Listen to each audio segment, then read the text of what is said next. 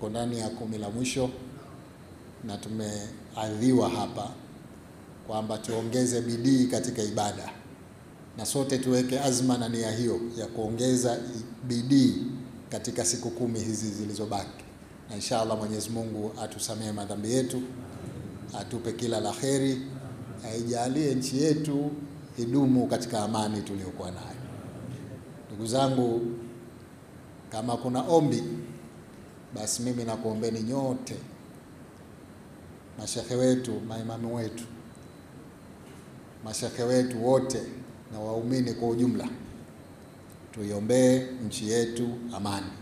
Mwaka huu ni mwaka wa uchaguzi, na tunafahamu kwamba mara nyingi katika nchi yetu hii amani hutetereka kipindi cha uchaguzi.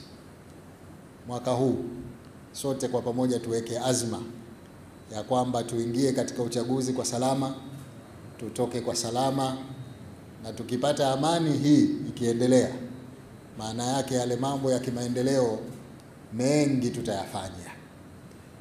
Hiki kipindi cha miaka 5 hii ya kwanza ya awamu ya 8, kuna mambo mengi ya kimaendeleo yamefanyika katika nyanja zote, iwe sekta ya elimu, maskuli yamejengwa mengi, sekta ya afya tumejenga hospitali nyingi, barabara tumeweka kila pahali, miradi ya maji ipo, miradi ya umeme ipo, viwanja vya michezo, alimradi tumefanya maendeleo katika nyanja karibu zote. Lakini yamepatikanaje? Yamepatikana kwa sababu ya amani tuliyokuwa nayo.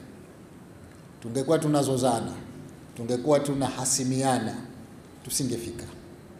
Kwa hivyo mimi namuomba Mwenyezi Mungu, na sote tumuombe Mwenyezi Mungu, awamu ijayo inshallah kuwe kuna amani katika nchi yetu, ili tuyaendeleze haya ambayo tumeyaanza kwa kiwango hiki, na inshallah Mwenyezi Mungu atuwezeshe awamu hiyo tufanye makubwa zaidi.